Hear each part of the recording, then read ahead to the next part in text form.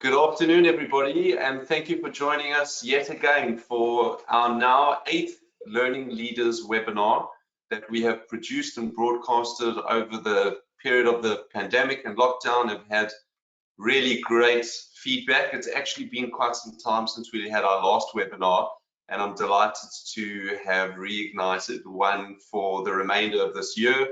And today we'll be talking about performance and culture and how to more specifically work and build a team that is high performing. So we have a fantastic panel of speakers today where we've weaved in and brought in the theme of sport and how in sport, as we all know, in many professional sports teams, it's high performance or nothing.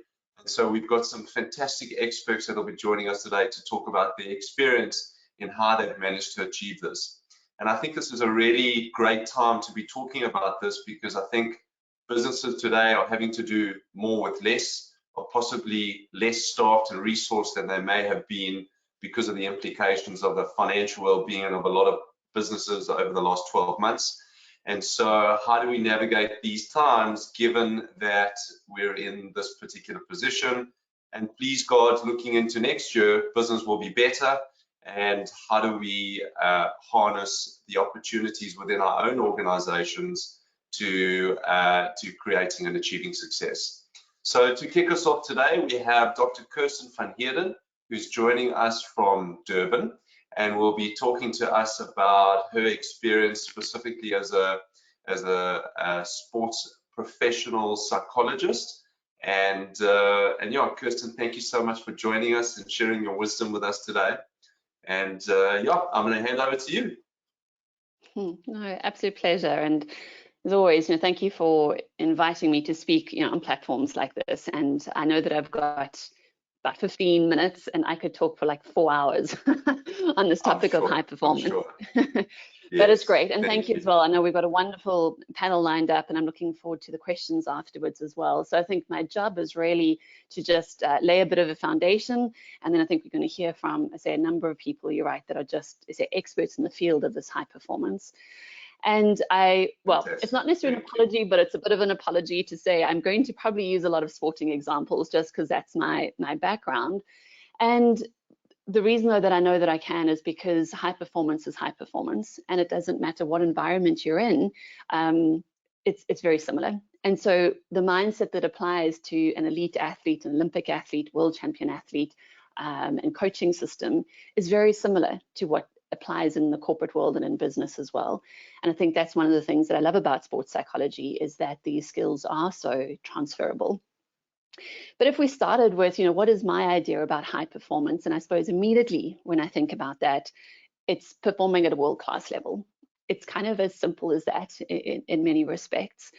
And I speak to a lot of young athletes and I deal with a lot of young athletes, and Newton Agency where I work manages a number of athletes, and it's phenomenal that those that go on to be the best in the world, even at a young age, they want to measure themselves against the best in the world. They're not talking about, hey, I want to be the best in Durban or just the best in KZN.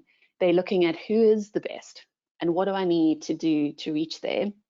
And I was chatting with a young swimmer the other day and using this example, and it's nothing confidential because I don't work with him, but someone like Chad Leclos that we all know. Chad beat Michael Phelps in 2012. Just phenomenal. And Phelps has been the greatest Olympian of all time. And if you listen to Chad, before he beat Phelps, for about 4 years before that, kind of from Beijing when he won his 8 gold medals, and Chad was still young then, Chad became almost obsessed with that. He had all these videos, all this footage, race footage of Phelps. He looked at his underwaters, he kind of measured things. If you asked him what split did Phelps go on the third 50 of his turn of flight, the world champs, in 2010, he would be able to tell you. It was phenomenal, this level almost just said of somewhat obsession to do what I need to do, and this attention to detail that I'll get onto later. But that was Chad. He wanted to be the best and he wanted to beat the best. And I think if we speak about high performance, that's really the mindset that we have to have. We want to be able to train with the best. We want to be able to have the best team around us. We want to be able to compete with the best in the world. And whatever that is, and whatever organization and business you're in, again, I think that applies. And I'm not saying that, you know, as a small company, of course, not all of us can compete with the global conglomerates, but it's the best of what you can be, not just the best for Durban. I say the best that you can possibly be if looking at other people that are similar to you around the world. And what else, you know, kind of really, I spoke about Michael Phelps earlier, and again, I say like Chad was coming assessed, he was the best in the world. And there's a story as well that you know, we know about Michael Phelps that again, for me, just almost epitomizes this sort of high performance mindset. And Phelps he was actually a 200 butterfly swimmer, really, IM swimmer, individual medley swimmer. But at the time, just when he was starting out his career, there were two athletes, and some of you will know this, some of you won't if you're swimming interested. But there was an Australian called Ian Thorpe, who was one of the youngest ever gold medal winners, you know, for Australia and certainly in swimming in the world. And there was a guy from Holland, from the Netherlands, called Peter van der Hoekenband. These two were considered the best swimmers in the world at the time. And Thorpe sort of swam more the 400 and up 800, 1500, and van der Hoekenband was more of a sprinter. But they were joined together in this 200 meters. And what Phelps decided to do is he said, you know what, although he was a butterfly swimmer and individual medley swimmer, he said, I want to train and beat the best in the world. And if that means these two swimmers that are considered the best are swimming the 200 freestyle, I want to swim the 200 freestyle. And so he took on, say, the best in the world. And too often, and again, hear me out and I'll explain now. No, I know sometimes you have to find gaps in the market, don't get me wrong, but I too often hear, for example, young athletes saying, what is the easy route? Like, what's this route? Like, there's no one in this race, so I want to swim this race because I'm guaranteed almost of making it through. And I think that's not high performance mindset. High performance mindset is about saying, who's the best? I want to take them on. And as we know now, Phelps was, you know, well, gold medal winner and world record holder in the 200 free. So these kind of two stories about Phelps, you know, and Chad, for me, I say just epitomizes what it actually means to want to be the best in the world and be prepared to take on and train for beating the best in the world. Because ultimately, they want to win. If you look at any high performance athlete, they want to win. And it's not that they are bad losers. They're actually really good losers in the sense that, you know, they often can take it really well, but they kind of regroup. They don't like it, but, you know, they want to win. They want to succeed. They want to compete really well. And in order to do this, they got a couple of things that they do incredibly well. And probably one of the ones that, there's a quote that I love that I think, again, kind of epitomizes this. His name is Doc Rivers. He's a basketball coach from the States. And he said, average athletes want to be left alone. Good athletes want to be coached, but great athletes want to be told the truth. And I love that, being told the truth. And again, I think this is the difference between those that are really great and those that are just okay. They want to know, what am I doing right? What am I doing wrong? Tell me so that I can learn. Teach me so that I can learn. And not criticize in terms of just criticizing for criticizing's sake. Tell me if I'm doing something. I might not like to hear it, but I want to know. I want to be told the truth.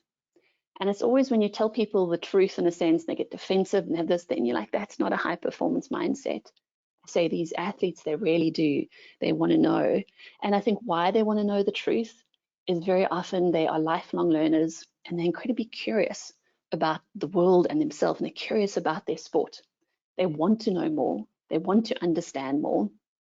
And just in preparing for this, I don't know why this sort of story as well popped in my head. It was, I have my own podcast series, and some of you will know him, some of you won't. His name's Sean Thompson. He's South African, retired now surfer, but considered one of the greatest surfers of all time, and certainly one of the greatest surfers of the century. And he was one of the first South Africans to go, and I mean, he became world champion, and to surf at that time, it was the beginning of surfing at Pipeline in Hawaii, so it's kind of those big waves. And it was phenomenal to listen to him speaking, because he said, you know, when he went to surf as like a teenager, he was 17, 18 at the time, to go and surf probably what is considered one of the most dangerous waves in the world at Pipeline in Hawaii. He said he had a look at the equipment that he was using, and he continued to tell a story of just this incredible detail that he went into to get the right board, the right shape. I mean, he would you know, kind of get wiped out and then go back to the, you know, the shaper and say, we need to do this, we need to do this. And that board, he only surfed that board at Pipeline. He didn't surf it anywhere else in the world, and because it suited that particular wave, that particular break. And again, I was just struck by the fact that he wanted to know. He was curious about how this equipment worked. He wanted to know the detail. He was obsessed around the detail and kind of getting that detail correct. He wasn't just a surfer to go and surf. It was all of these other elements. And again, if you listen to any really great athlete, I say from the smallest detail, they want to know, they want to learn, they kind of want to get better at it. And it's this continual focus, I suppose, on improvement. And I think in terms of culture that we want to build, I said it is about winning, and it is about winning, but it's also, I say, it's this idea of lifelong learning and improvement. And one of my favorite concepts in psychology is called growth mindset. And some of you might have heard about this. But what it is, there's a psychologist called Carol Dweck, and she conducted this research. I know psychologists often seem to do research on children, but anyway, she did research on kids where she got sort of 5, 6-year-old children, and she gave them a puzzle. And the puzzle was a bit tough, but they could do it. And she just divided them in 2 groups. And the only difference between the groups was when the one set of children, they finished the puzzle and brought it up to her. She said to them, "Wow, you must be really smart. That's why you got that right. Well done." The other set of children, when they came up to her and gave her the puzzle, she said to them, "Wow, you must have worked really hard and put in a lot of effort. That's why you got that right. Well done." So the only difference between the groups, the way she praised them, "Wow, you must be really smart. That's why you got it right." And the other one, "Wow, you must have put in a lot of effort. That's why you got it right." And interestingly, she offered now a second puzzle and said, what do you want now? You can have one that's slightly more difficult than the one you've just had, or you can have one that's a bit easier than the one you've just had. And if you had to think about it, which group, because both groups chose differently actually, which group do you think chose the harder puzzle? And which group do you think chose the easier puzzle? And like for myself, initially I thought, well, surely the kids that got praised for being smart, they would choose the harder puzzle, because then they think, well, I'm smart, I can do this. But it wasn't that. The kids that were praised for being smart, they actually chose the easier puzzle. The kids that got praised for their effort actually chose the harder one. And what she sort of looked into was to say, you know what, it's almost like these kids that got praised for being smart, like hedged their bets a bit. In other words, if I get it right, I'm smart. So what happens if I get it wrong? Then I'm not so smart. So they did something that was a bit easier to almost guarantee that they would continue to be thought of as being smart. Whereas the kids that got praised for their effort, they were far more likely to say, hey, I know that I can put an effort. Let me go. Let me try and improve. And she spoke about this difference between a fixed mindset and a growth mindset. A fixed mindset of a fixed amount of intelligence, a fixed amount of, for want of a better word, talent. Like you hear people go, I'm not as talented as so-and-so, like I have to work harder than them. Like that's complete rubbish, because everyone needs to work hard. But a fixed mindset is, I've got this much, I don't have any more, and I need to live up to it, otherwise I'm failing and I can't do anything else. Whereas a growth mindset is, how do I improve? How do I get better? How do I increase my capacity for something? And again, those great athletes have that ability to say, how do I improve? How do I learn? How do I get better? And if I don't do it, if I fail at something or I don't get it right, yes, they don't like it, but they don't see it as, well, now I'm just not good anymore. Now I'm not smart anymore. Now I'm not a good athlete. They often double down on their efforts to kind of do better, to do more research, to do more introspection. And I think for me, that is, again, a defining characteristic of high performance and high performance mindset really is this idea of, how do I continually improve and use, say, these stepping stones along the way. And, you know, part of that for sure is having a coach. I know I'm running out of time, but the coach is critical to this. And a coach and a mentor is critical to this. Because some of you might have watched on Netflix, it's called The Last Dance, which is around the Chicago Bulls in sort of during the 80s, no, the 90s, and that, and it was a team of the 90s. Phil Jackson is probably one of the greatest coaches that I think that I would have seen. He had this ability to draw out of his players something that no one else could. He wasn't there to teach Michael Jordan how to play basketball or Dennis Rodman how to play basketball. He was there to manage their personalities and to draw something out of them. And great coaches have that ability, and all great athletes have a coach. Again, Roger Federer's coach is not going to teach him about tennis, or Michael Phelps's coach teach him how to swim. They do something where it's different. Say it is far more about mentorship, and say about getting that athlete to not just believe in themselves, but to say to draw something out of themselves. And all of us need that. And at high performance, again, it's about being teachable, about being coachable, about listening to people, getting their ideas, bouncing ideas off. Again, great people are not afraid to ask questions. They're not afraid to say, I don't know, or what do you think? And I say this is where mentors and coaches play a huge role. And lastly, just quickly to say, I know COVID has had a huge impact on things. And though high performance after COVID, in many respects, is the same as high performance before COVID. It's the same thing. It's about driving yourself, to say, to be better and do better. The ways that we do it, yes, it's been an incredibly uncertain and hugely difficult time for athletes, for people, for business, and I'm not taking anything away from that. But if you watch the Tokyo Games, there were incredible performances. World records were broken, some of the greatest performances ever. This was post-COVID and during COVID. And so those athletes and people, as I say, that have this high performance mindset, they're able to get through, they're able to keep going and perform, even in the tough times. And I think we're going to learn a little bit more today again about how do you create more of this in your culture. So yes, Richard, back to you. And I know we've got a whole panel waiting, so hopefully that's just laid some foundations. Yeah, that really did. Thank you. And we've got Harvey, Oran, and Monique joining us, who can turn on their cameras and join us. But yeah, I just love the sports link here, because, and I think what you kind of touched on is that you kind of, and perhaps you have an unfair advantage dealing with professional athletes who predominantly are there to win. They want to be better. They inherently are challenging the status quo all the time. In an organization, you don't always have every employee thinking like that, you know. And so the trick here, or the opportunity, is how do we garner that energy of introspective growth within all our employees for the benefit of, you know, the summable parts within an organization. So Harvey, I'm going to ask you to kick us off, please. You work in a business with thousands of people spread across the country. Can you share with us and give us maybe a little bit of insight in how you have inculcated an element of high performance within your organization, and some of the tactical things that you've adopted to making that happen? Yeah, well, geez, you know, it really comes down to culture. You know, it's something, if we talk about culture, it's about embedding it into one's DNA.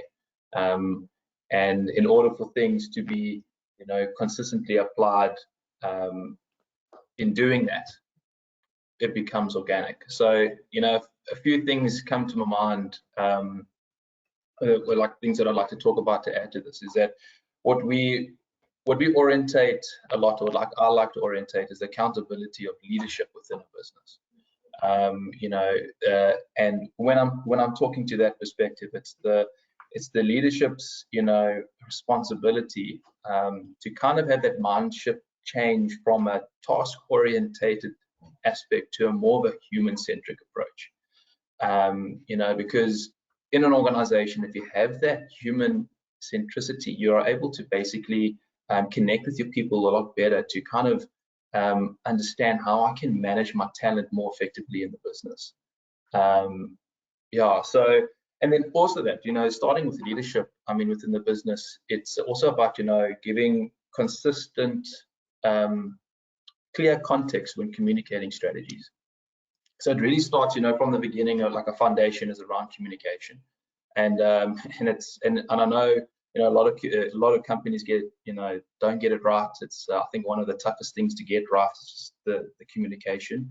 But what we always try to work on is the element around, if you can set the right context and give your teams the freedom to come back with action plans, you kind of give that sense of self-empowerment, and you actually ignite an innovation in your business. Because I mean, if you've got high performers that are innovative, I mean, it takes you to the next level.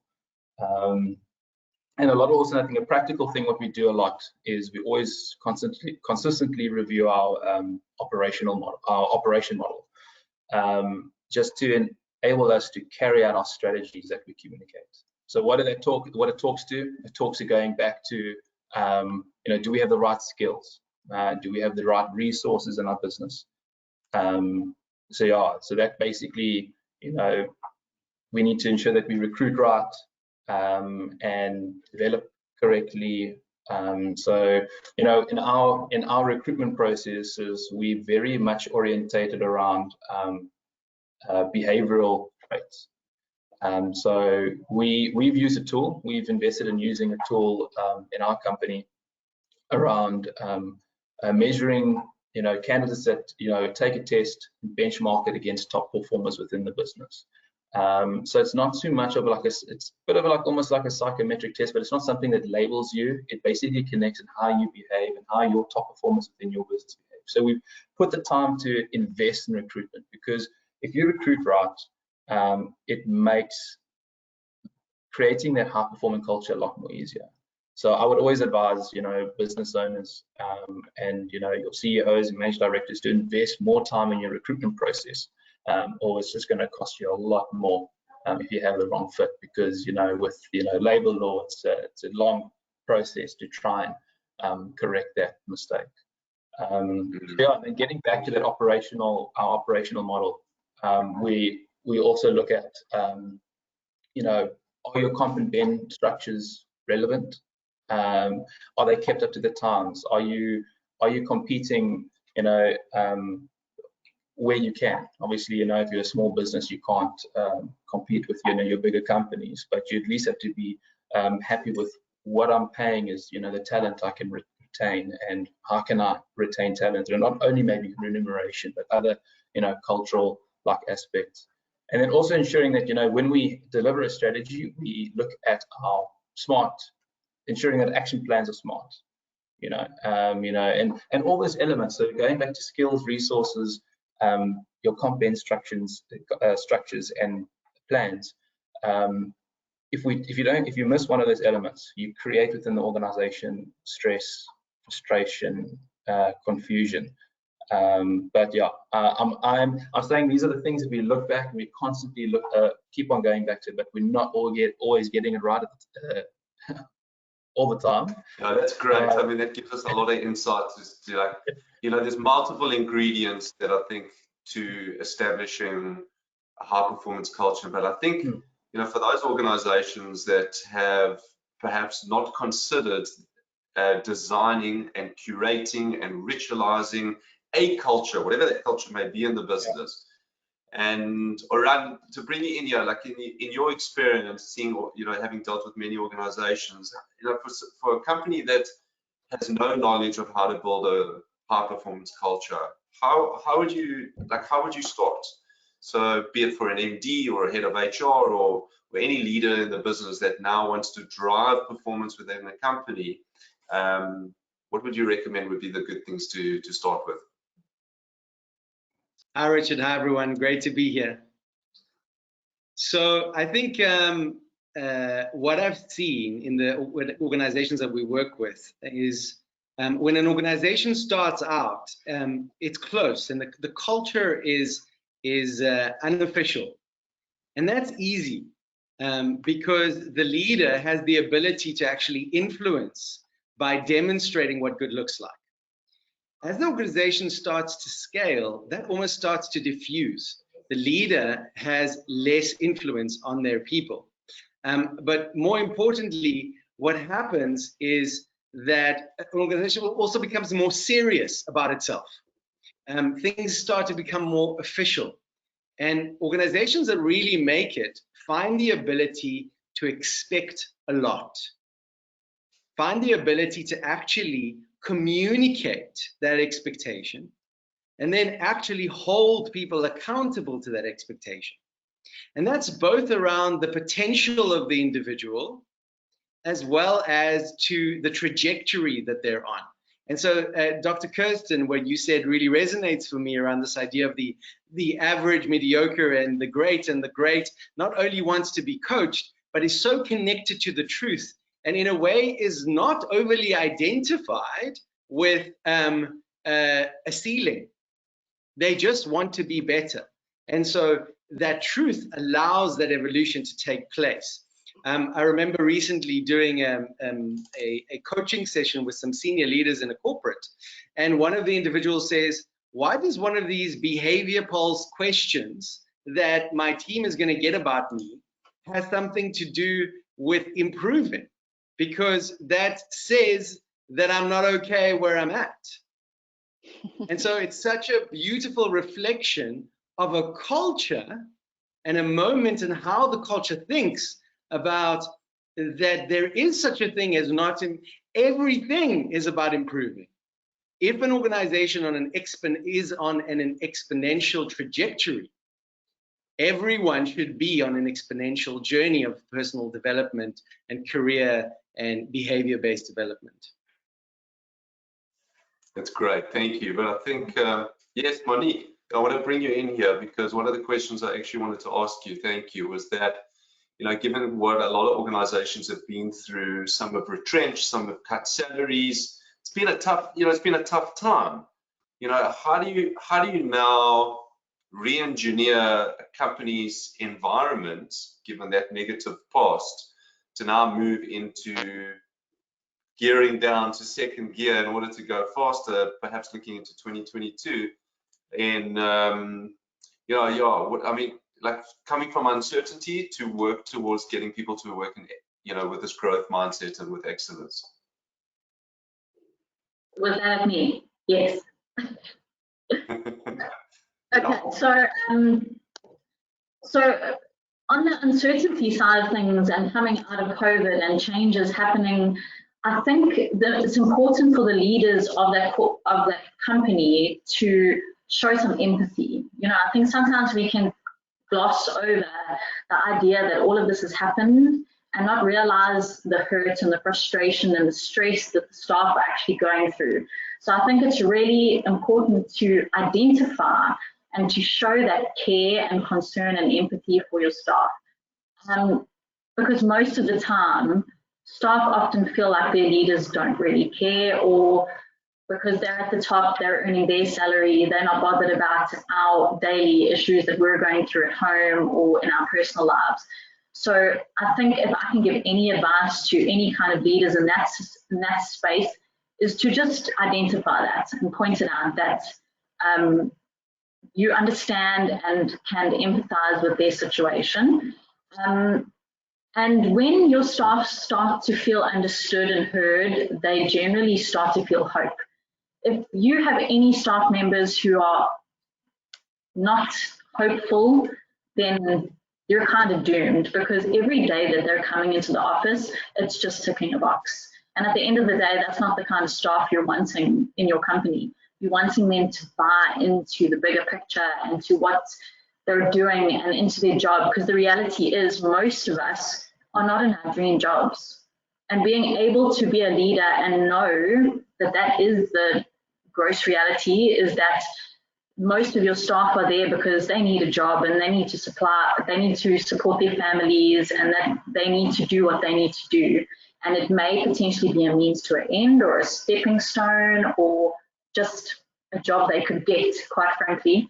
So the trick is to make it's not about the daily tasks, but about the community you can possibly create in your workspace. And I think that's really, really an important thing, and something that a lot of leaders or CEOs or managers often forget, is that you spending time with these people most of your life. If you're in that job for a long time, creating a community space and a family environment is absolutely critical, because when you can, and I use this with a lot of the boys I work with at the Sharks Academy. I mean, they're youngsters and they're in a team, and you know, I always use this aspect of, you know, get to know each other's stories. It's not easy to fall on the sword for the guy next to you when you're on the field, when you don't even know who he is, or you can't be bothered about who he is, or he stole your breakfast that morning. You know what I mean? Like, you need to be able to there's a brotherhood that's really, really important. And that can honestly be copy pasted right into the workspace. Create that family, create that community, get to know each other. I think team building and pouring time into the individuals that make up the whole is so incredibly important. Thank you. I think that's spot on. And I can tell you at iLearn, we've spent a lot of time and energy in establishing an environment of that that nature. But you know, with the best intentions, leaders can create the best environments. And I know when we do an induction of a new team member that joins us, I actually tell them, I said, if you ever come into the office on any given day and you feel like it's a drag, then I haven't done my job as a leader to make your environment, the people you work with, the resources that you have, and all the ingredients required to make it unbelievable. But I think what's important is that, and Kirsten, I think maybe can help me with this one, is that, you know, there has to be an inherent desire, mindset, and willingness by the individual, given that they've got all the right, you know, sort of environment to succeed and do well and what have you. But you know, there's performance management in managing someone to do well and pushing them, or the alternative is the individual who's actually pulling the organization to do well. So yeah, I'd love your insight into how do you inculcate that mindset into an individual, if at all possible.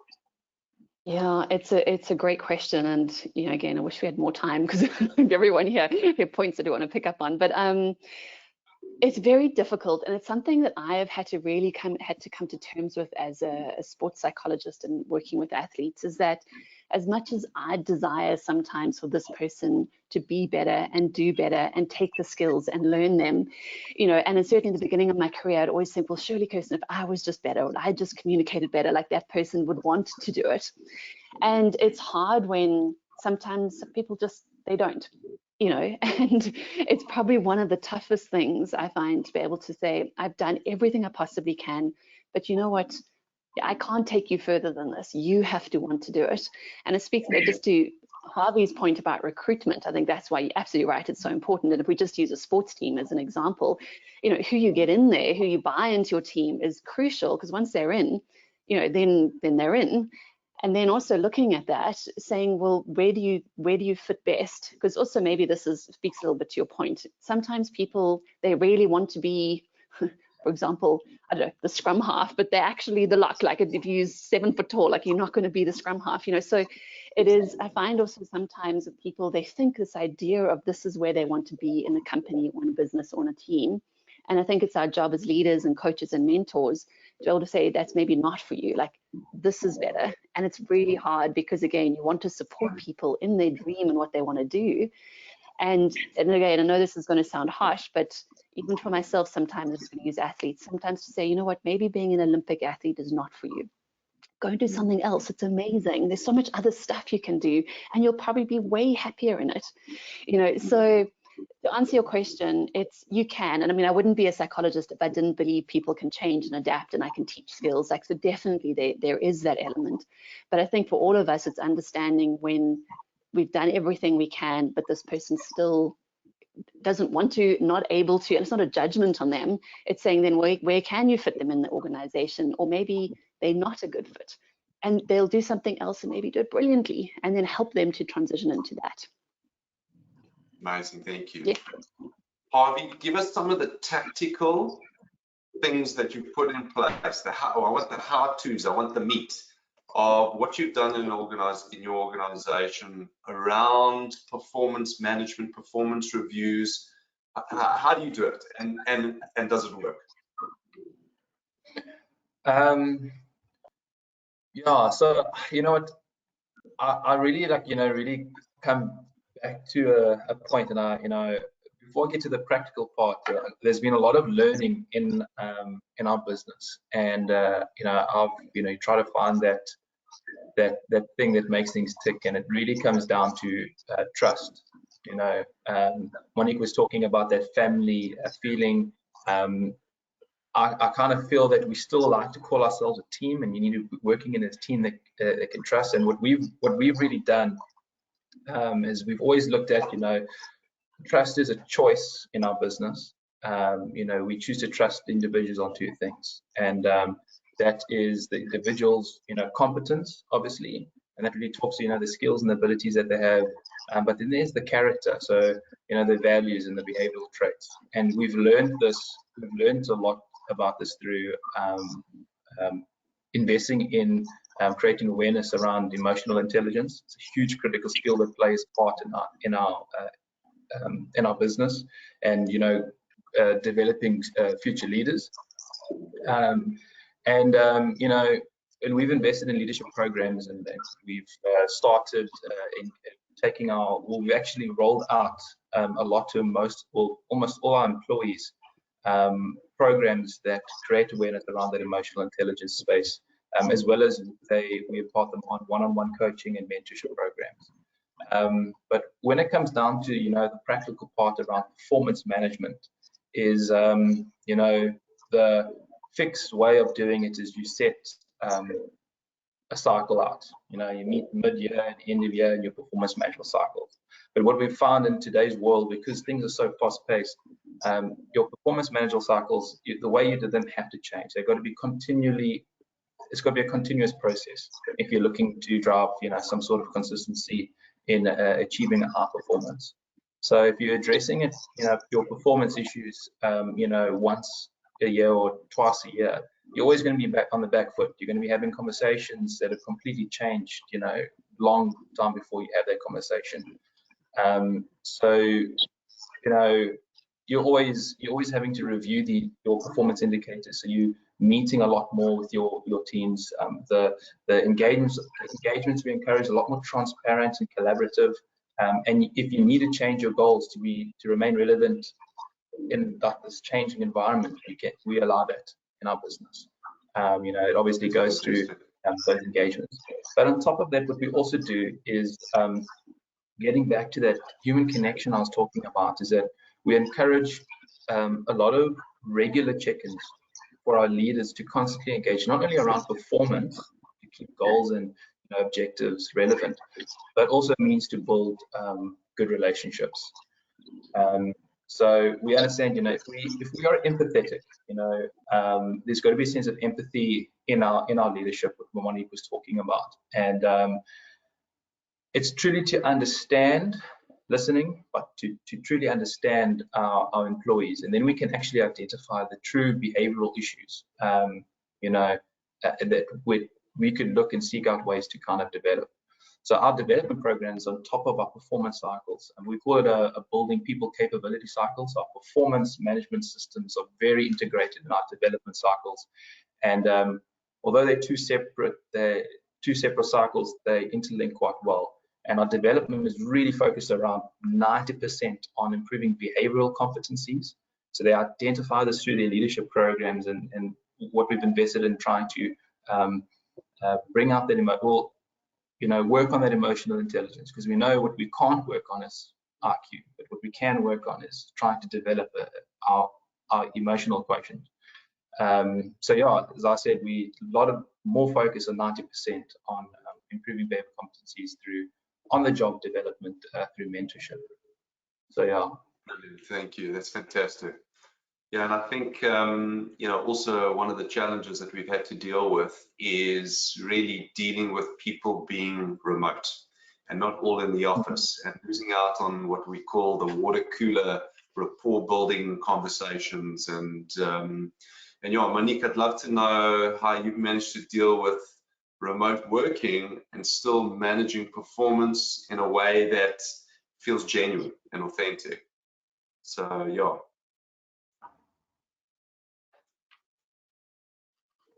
Turn myself off mute.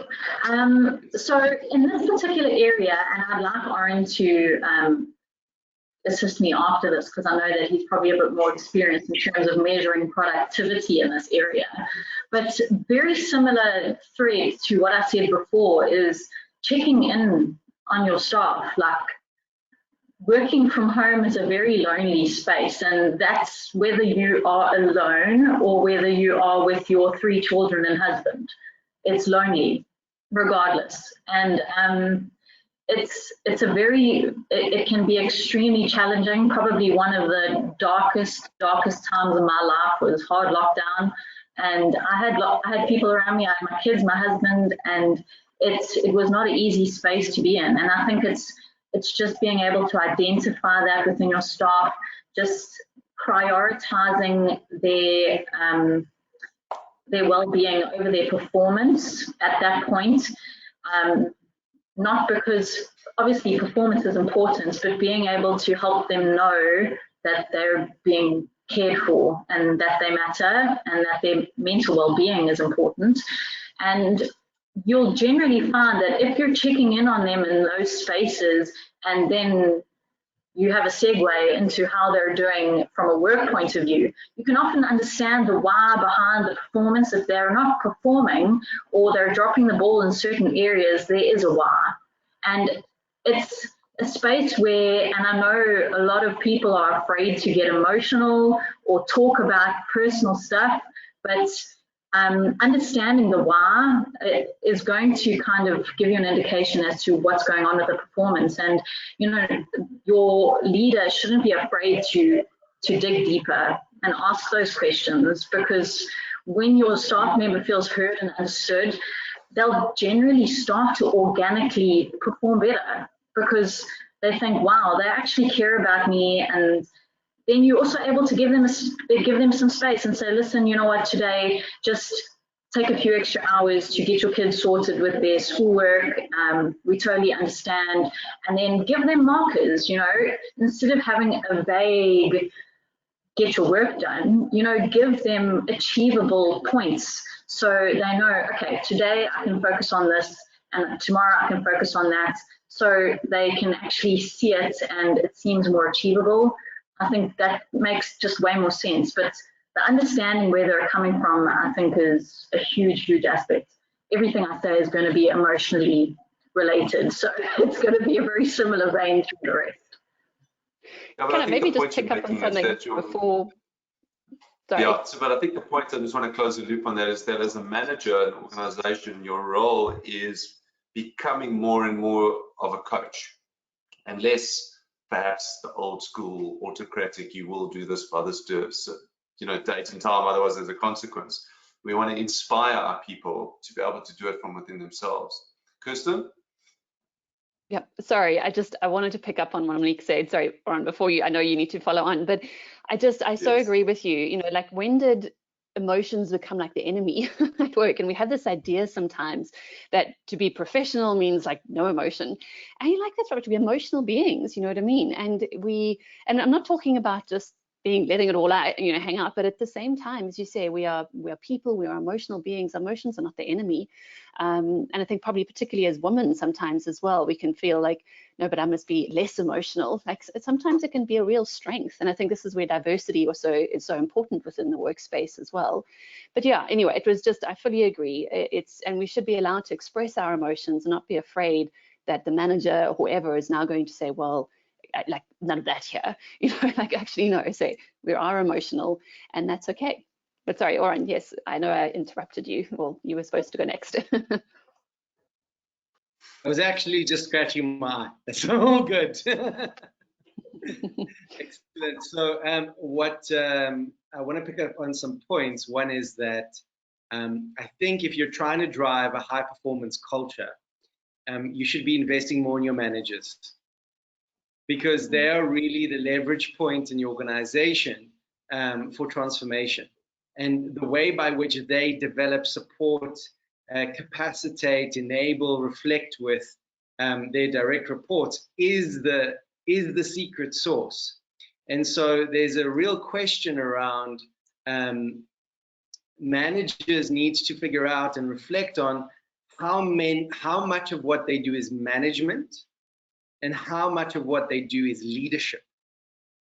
And they need to understand the activities and the behaviors that are connected to each. And I think, Harvey, what you said around behaviors is so critical, because I think in today's world, specifically going remotely, you know, now it's hard to measure productivity because you can't measure time anymore. So what do you measure? You measure value. You measure meaning. You measure the things that matter. And so conversations become even more critical. And ways of working is about behavior. So critical to transformation from a low performing culture to a high performing culture is, how do you enable your managers to become more leader-like? And that's the reflection that we spoke about. That's the coaching mindset that we spoke about. And have you defined what brilliant work looks like in your organization in such a way that people know what they need to achieve behaviorally. Don't say, be more innovative. Unpack what innovative means in your context, and then measure that accordingly over time and connect it. As Harvey, you were saying around, so often what happens is performance is in one bucket and learning and development is another. And so when organizations don't drive that systemic golden thread, they can't drive change. They can't actually link the dots for the individual, for the manager, and pick up themes in the organization. Kirsten, tell me something. There's a relationship between a high performance and a learning culture. I mean, you spoke about having a coach to be supported in your role and what you do. How do you see that link being sort of integrated? And I think Harvey touched on it as well. Oh, absolutely. I think you can't have high performance without learning. Like, it's just, as you say, if you look at any, what everybody's saying here, when you look at how do you drive change, how do you get better, it has to be through learning. And I love what you said as well, Richard. Like, it is, say, like managers and so, like, you have to invest in your managers, because that's where it starts. But I say it also comes back to the individuals being coachable. And I think that for me is when you say learning culture, and how do you have individuals that are coachable within that and are willing to listen. And yeah, I say as managers, it's as you speak about EQ and all these things, you're right. It's learning. Obviously, it's driving the actual fundamental hard skills of what you need to do to perform the job. But also helping people learn about themselves, I think, is probably one of the fundamental things too, because the better that we understand ourselves, the more we're able to know what we need in order to perform, that we can understand our teammates, kind of our family members or whatever it might be. But there's no ways that you ever get a high performer who doesn't also enjoy learning and wants to learn. And as I said, I think we also just have to understand learning is not hard skills, it's also learning and reflecting on yourself. And look, some people doesn't come naturally to them in terms of that they sit and reflect. And again, even people hear the word psychologist even now, and they're freaked out. And it's like, no, actually, it should be fun and enjoyable. And I'm going slightly on a tangent here, but for example, at school, and I think this is where the problem is, school, it should be about learning. And when did school become something where the worst thing in the world is to be wrong? You know what I mean? And you get that cross and everyone is like panics, you just get the cross. Like, how on earth did we make school boring? Like, learning should be interesting. You should want to be there. I mean, curious about the world and all the things around us. And somehow we've managed to create this idea that all I must do is not be wrong in what I'm doing. And I think in organizations, that's also what we want, is how do we create this culture of, not that just like it doesn't matter if you make mistakes. I mean, I get that some are important, but we're there to learn. We're there to build. Not the worst thing in the world to be wrong. That's kind of the birthplace of creativity and often innovation and ideas. And I think sometimes schools set it up in this mindset of just make sure I'm just sort of okay. You know what I mean? As long as I get 80%, like I'm all right. And so anyway, but as I said, I think it absolutely comes from the managers and the coaches to drive that. Yeah, I think unfortunately we've been taught to fear failure, and I see it a lot more in the US with startups and venture capital funding, that in fact VCs prefer entrepreneurs who have failed multiple times before giving them funding, which I think is an interesting reflection point within our own organizations. So Oran, tell me something. You've got some great experience in systems and processes and instituting good performance management practices. Harvey touched on them. It's now kind of moving from once a year to twice a year to now maybe more frequently. What in your view have you seen as the right or ideal momentum in building a reflection point for a performance review, or evidence of am I on track or not on track within an organization? I think we have to discern and separate out deliverables, so the what, from the how. We need to understand that they're both as important, and that if we don't map one, we won't understand the other. And I think that's the beginning. Organizations need to evolve their way of doing performance management, and think about how do you build faster cadences, faster rhythms for feedback. Because basically the rule goes like this. if there are no effective quick feedbacks, and when I don't mean just feedback as in you're doing like this, I'm saying in an organization, if I do something and I don't get anything back, I don't know the impact of my actions. So if those feedback loops are slow, you'll have an ineffective organization. That's whether you're improving processes, whether you're improving performance, etc. And so feedback loops are key. So how do you build them into the day-to-day ways of work? How do you quantify them? So how do you move away from just sort of doing 360s as a very open-ended kind of approach where once a year you kind of say how that person is, and how do you start to quantify those behaviors pragmatically? And also, how do you bring other voices in to how that person's showing up? Because in remote work, what has changed is that the manager has less touch points. So besides your one-on-one with your direct report, with your team member, you might not be interacting with that individual enough. So how do you build a collective responsibility around feedback, driving high performance, and learning? So do you agree that, you know, to really achieve a high performance culture, you often as a business, there should be regular reporting on whether or not we're achieving our goals or not as an organization, which I suppose would cascade down to teams, which would cascade down to individuals. In my view, kind of has to happen like quite often. You're either shooting the lights out or you're not. And so I think often what companies need is kind of this dashboard of whether they're on track or not. So, and I think a lot of companies don't have that. They don't have a system. They don't have a, you know, they may be, I don't want to say negatively, but they're in previous performance management models that were, you know, less frequently. Harvey, how do you drive, you know, in a reporting, what kind of metrics do you maybe measure to achieving the goals of the organization and how that trickles down? Yeah, so I mean, you know, something we're really working on, and you know, there's definitely, you know, better ways to do it. But yeah, you know, fundamentally, you know, in our engagement cycles, we measure, you know, your KPI. So you map those out, you watch your key performance indicators, what you're responsible to deliver on, and that really comes out in those discussions, and you rate them. You rate how the person's achieved it. Have you achieved them? Have not?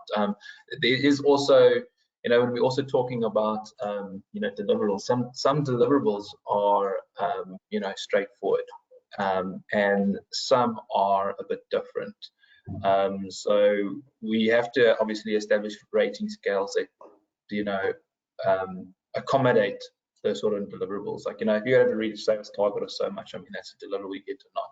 If you are having to kind of indirectly affect, you know, performance in a business, how do you? Sometimes it's always difficult to get those measurements, but there's things coming out, obviously, that we're still trying to, you know, find out and implement into our business. You know, just explore that a bit. But we do, with our performance evaluations, or our KPIs, we do pay a lot around behavioral assessments. So as Oran was saying, that you've got your deliverable, and then it's the how. So how are you achieving those deliverables is also just as important, you know, for sustainability within the business. So you know, you might have like a person that shoots out the stars, shoots the lights out, not shoots out the stars. Sorry, I got that one wrong. Shoots the lights out.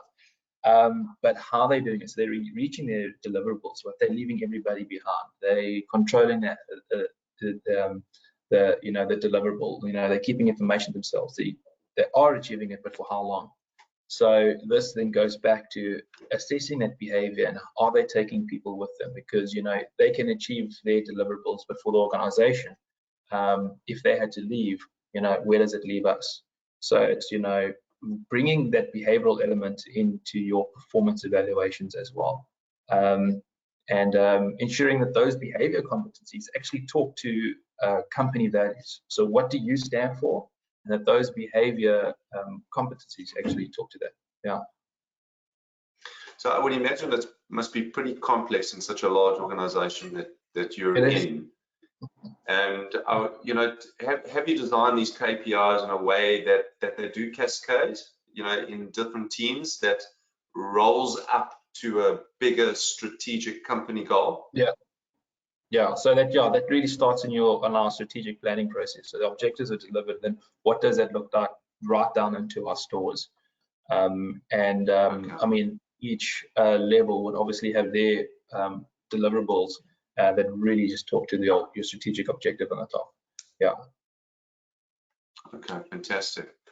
All right, we're nearing the end of our discussion, and yeah, I mean, all of these questions were curated by those that registered to attend, so we've got some fantastic material. Thank you. Are there any last thoughts from you guys in closing out? Kirsten? Yeah, goodness, as I said, we could keep going, but maybe just to touch on basically what has just been said here, but particularly around, as you said, those feedback loops. And there's this idea in sport around being in the zone or being in flow where optimal performance occurs. And one of the conditions for that is immediate feedback. Because you're right, if you're not getting feedback, how do you know how you're doing? And together with that feedback, I suppose it relates to, as you say, strategic direction, that is to these goal orientations.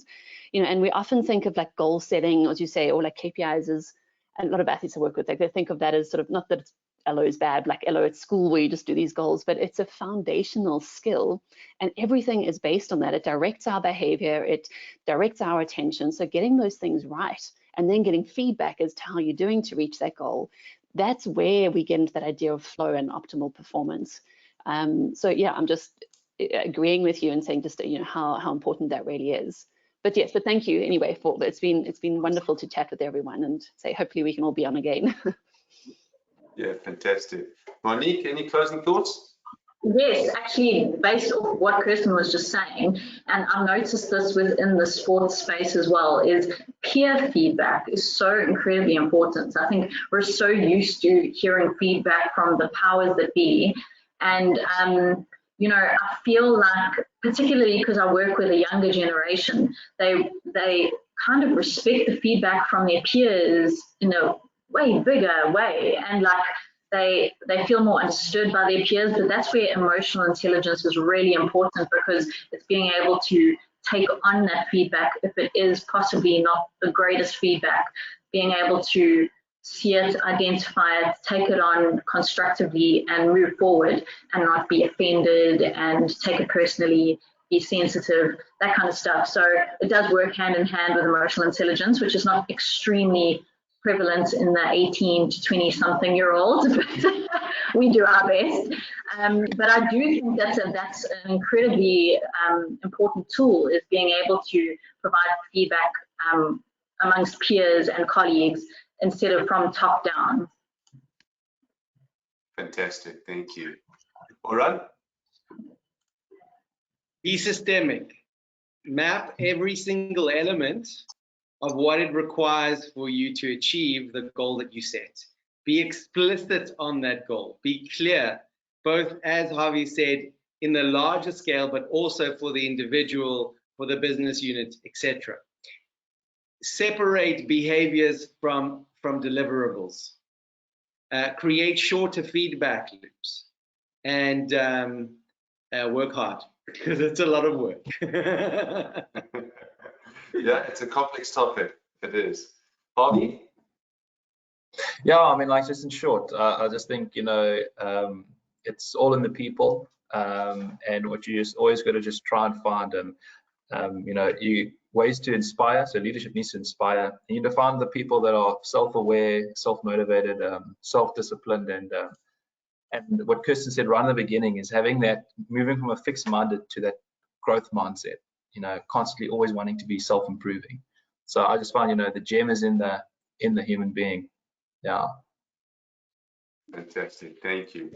I'm very grateful that you all joined us today to share your wisdom and the gold nuggets. And if anybody, one person on this webinar took something that they implemented in their organization and it had a material difference, we've done our jobs today. So thank you. So for all of those that are attending, you'll notice there's a handout which you can click and take away. Ireland is very excited to be working with Oran and his team at GWork to bring a combined performance culture assessment and learning product to the market, which we'll be hearing about soon.